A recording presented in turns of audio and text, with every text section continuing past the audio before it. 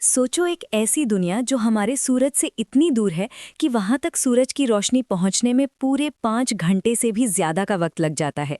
एक ऐसी जगह जहां का तापमान -230 डिग्री सेल्सियस तक गिर जाता है, जो कि इतना ठंडा है कि अगर तुम वहां एक ग्लास पानी लेकर जाओ तो वो 1 सेकंड में बर्फ से भी ज्यादा सख्त पत्थर जैसा बन जाएगा। और सबसे क्रेजी बात यह है कि इस दुनिया पर 1 साल पूरा होने में हमारे धरती के 248 साल लग जाते हैं। मतलब अगर तुम वहां पैदा हुए होते तो अभी तक तुम्हारा पहला बर्थडे भी नहीं आया होता। ये है प्लूटो, जो कभी हमारे सोलर सिस्टम का 9वां प्लैनेट हुआ करता था, मगर आज इसे प्लैनेट की लिस्ट से निकाल दिया गया है। और आज हम इसकी पूरी कहानी जानेंगे कि आखिर प्लूटो है क्या चीज़ और क्यों ये इतना खास है, और क्या वहां पर जिंदगी हो सकती है। तो चलो शुरू करते हैं एकदम बेसिक से। अगर तुमने कभी रात को आसमान में तारे देखे हैं तो तुम्हें पता होगा कि हमारा सोलर सिस्टम यानी सूर्यमंडल कितना बड़ा है। हमारे सूरज के चारों तरफ 8 प्लैनेट्स घूमते हैं, जिनमें सबसे पहले है मर्क्यूरी, फिर वीनस, फिर हमारी अपनी धरती, फिर मार्स, फिर जुपिटर, फिर सैटर्न, फिर यूरेनस और फिर नेपच्यून। मगर एक टाइम था जब इस लिस्ट में एक और नाम होता था, जो था प्लूटो, और वो था हमारे सोलर सिस्टम का 9वां और सबसे आखिरी प्लैनेट। मगर साल 2006 में साइंटिस्ट्स ने प्लूटो को इस लिस्ट से बाहर निकाल दिया और उसे ड्वार्फ प्लैनेट यानी बौना ग्रह बना दिया। अब ये सुनकर तुम्हारे मन में सवाल आ रहा होगा कि आखिर ऐसा क्या हुआ कि एक पूरे के पूरे प्लैनेट को अचानक से डिमोट कर दिया गया। तो चलो इसकी कहानी समझते हैं। बात है साल 1930 की, जब एक 23 साल का नौजवान अमेरिकन एस्ट्रोनॉमर था जिसका नाम था क्लाइड टॉम। वो एरिज़ोना के लोवेल ऑब्जर्वेटरी में काम करता था और उसका काम था रात को आसमान की तस्वीरें लेना और उनमें किसी नई चीज़ को ढूंढना। अब तुम सोच रहे होगे कि आसमान में कुछ नया कैसे ढूंढते हैं। तो बता दूं कि उस जमाने में कैमरे से आसमान की 2 अलग-अलग दिनों की फोटोज ली जाती थीं और फिर उन दोनों फोटोज को एक मशीन में डालकर बारी-बारी से देखा जाता था। अगर कोई चीज़ अपनी जगह बदलती दिखती थी तो इसका मतलब था कि वो कोई तारा नहीं बल्कि कोई ऐसी चीज़ है जो मूव कर रही है, जैसे कि कोई प्लैनेट या एस्टेरॉयड, क्योंकि तारे इतने दूर होते हैं कि वो अपनी जगह से हिलते नहीं दिखते, मगर प्लैनेट्स हमारे करीब होते हैं तो वो मूव करते दिखते हैं। अब 18 फरवरी 1930 को क्लाइड ने कुछ ऐसा देखा जिसने पूरी दुनिया को हिलाकर रख दिया। उसने देखा कि एक छोटी सी लाइट है जो अपनी जगह बदल रही है और ये नेपच्यून से भी बहुत आगे थी। उसने तुरंत अपने सीनियर्स को बताया और सब लोगों ने उसकी रिसर्च को वेरीफाई किया, और फिर 13 मार्च 1930 को पूरी दुनिया को बताया गया कि हमने एक नया प्लैनेट खोज लिया है। अब बारी थी इस नए प्लैनेट का नाम रखने की, और ये नाम एक 11 साल की बच्ची ने सजेस्ट किया था जिसका नाम था विनिशिया बर्नी, और वो इंग्लैंड में रहती थी। उसके दादा ने उसे बताया कि एक नया प्लैनेट खोजा गया है और उसका नाम रखना है, तो उस बच्ची ने कहा कि इसे प्लूटो नाम दो, जो कि ग्रीक और रोमन माइथोलॉजी में अंडरवर्ल्ड के गॉड का नाम था, क्योंकि ये प्लैनेट इतना दूर और इतना अंधेरा था कि वहां तक सूरज की रोशनी भी मुश्किल से पहुंचती थी। तो प्लूटो नाम एकदम परफेक्ट था और इसी तरह से प्लूटो को अपना नाम मिला, और पूरे 76 साल तक ये हमारे सोलर सिस्टम का 9वां प्लैनेट रहा। मगर अब आता है सबसे इंटरेस्टिंग पार्ट। साल 2006 में इंटरनेशनल एस्ट्रोनॉमिकल यूनियन यानी IAU ने एक मीटिंग बुलाई पराग शहर में, जहां पर दुनिया भर के हजारों साइंटिस्ट इकट्ठा हुए थे। और इस मीटिंग में एक बहुत बड़ा फैसला लिया गया कि प्लूटो को अब प्लैनेट नहीं माना जाएगा। अब तुम सोच रहे होगे कि ऐसा क्यों किया गया, तो इसकी वजह समझने के लिए तुम्हें पहले ये समझना होगा कि एक प्लैनेट होने के लिए क्या-क्या क्वालिफिकेशंस चाहिए। IAU ने 3 कंडीशंस रखी हैं। पहली कंडीशन ये है कि वो चीज़ सूरज के चारों तरफ घूमती हो। दूसरी कंडीशन ये है कि उसमें इतना मास यानी वजन हो कि उसकी खुद की ग्रेविटी उसे गोल शेप में बना दे। और तीसरी कंडीशन ये है कि उसने अपने ऑर्बिट यानी अपने रास्ते को क्लियर कर लिया हो, मतलब उसके आसपास कोई और बड़ी चीजें ना घूम रही हों।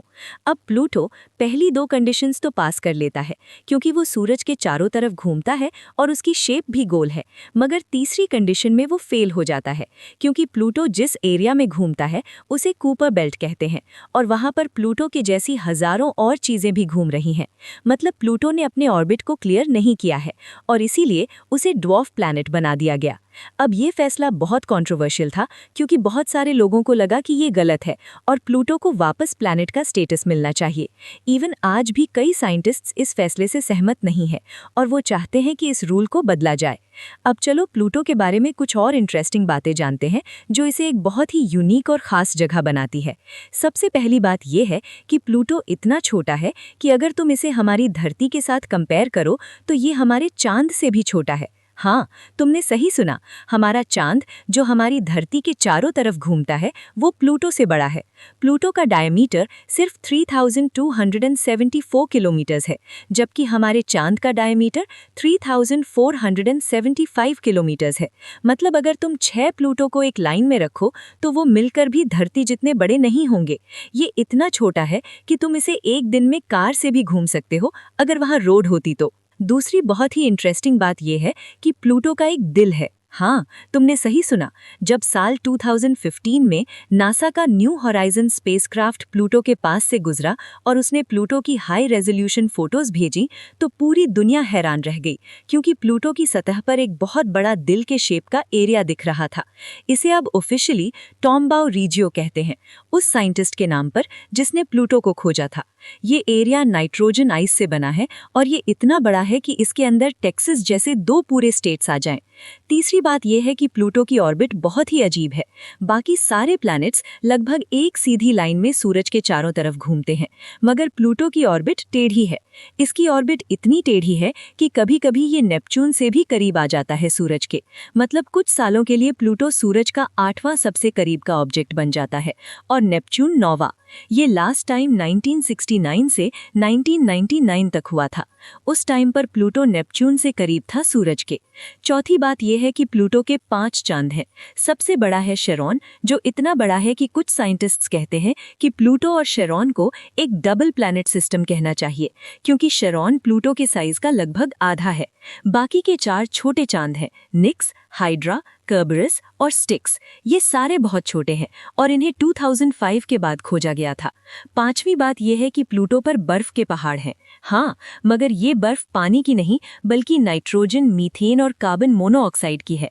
न्यू होराइजन्स ने प्लूटो पर ऐसे पहाड़ खोजे जो 3 किलोमीटर से भी ऊंचे हैं और ये पहाड़ पानी की बर्फ से बने हैं जो वहाँ के एक्सट्रीम तापमान में पत्थर जैसी सख्त हो जाती है। और इन पहाड़ों के बीच में ग्लेशियर्स बहते हैं, मगर ये ग्लेशियर्स नाइट्रोजन आइस के बने हैं। ये एक पूरी अलग दुनिया है जो हमारी धरती से बिल्कुल अलग है। छठी बात यह है कि प्लूटो का एटमॉस्फेयर है। हाँ, इतने छोटे साइज के बावजूद प्लूटो के पास एक पतला सा एटमॉस्फेयर है जो मेनली नाइट्रोजन से बना है और इसमें थोड़ा मीथेन और कार्बन मोनोऑक्साइड भी है। मगर सबसे इंटरेस्टिंग बात यह है कि ये एटमॉस्फेयर स्थिर नहीं रहता। जब प्लूटो सूरज के करीब होता है तो इसकी सतह पर की बर्फ थोड़ी गर्म होकर गैस में बदलती है और एटमॉस्फेयर बनाती है, और जब प्लूटो सूरज से दूर जाता है तो ये गैस वापस बर्फ बनकर सतह पर गिर जाती है, मानो जैसे प्लूटो सांस ले रहा हो। 7वीं बात यह है कि प्लूटो का कलर लाल और भूरा है। बहुत लोग सोचते हैं कि प्लूटो सफेद या ग्रे होगा क्योंकि वहां बर्फ है, मगर असल में प्लूटो का रंग लाल भूरा है। इसकी वजह है थोलिन्स, जो एक ऑर्गेनिक कंपाउंड है। जब सूरज की अल्ट्रावायलेट किरणें प्लूटो के एटमॉस्फेयर में मौजूद मीथेन पर पड़ती हैं तो ये थोलिन्स बनते हैं और ये सतह पर गिरकर प्लूटो को लाल भूरा रंग देते हैं। अब आते हैं सबसे इम्पोर्टेंट सवाल पर कि क्या प्लूटो पर जिंदगी हो सकती है। तो देखो, इस सवाल का जवाब थोड़ा कॉम्प्लिकेटेड है। अगर हम धरती जैसी जिंदगी की बात करें, जैसे इंसान, जानवर, पेड़ पौधे, तो इसका जवाब है बिल्कुल नहीं, क्योंकि प्लूटो इतना ठंडा है कि वहां का तापमान -230 डिग्री तक जाता है, जहां पर कोई भी जीवित चीज सरवाइव नहीं कर सकती। वहां पर लिक्विड पानी नहीं है सतह पर, जो जिंदगी के लिए जरूरी है, और वहां का एटमॉस्फेयर इतना पतला है कि कोई भी जीव वहां सांस नहीं ले सकता। मगर यहाँ पर एक बहुत ही इंटरेस्टिंग बात है जो साइंटिस्ट्स को एक्साइट कर रही है। कुछ रिसर्च बताती है कि प्लूटो की सतह के नीचे एक सब सर्फिस ओशन हो सकता है, यानी जमीन के अंदर एक समंदर। ये आइडिया सुनने में क्रेजी लगता है कि इतनी ठंडी जगह पर समंदर कैसे हो सकता है, मगर इसके पीछे साइंस है। देखो, प्लूटो की कोर यानी बीच का हिस्सा रॉकी है और वहां पर रेडियो एक्टिव एलिमेंट्स हो सकते हैं। ये एलिमेंट्स धीरे धीरे डिके होते हैं और गर्मी पैदा करते हैं। ये गर्मी ऊपर की बर्फ को पिघलाकर पानी बना सकती है, और अगर वहां पर पानी है तो थ्योरेटिकली वहां पर माइक्रोबियल लाइफ यानी बहुत छोटे छोटे जीव हो सकते हैं।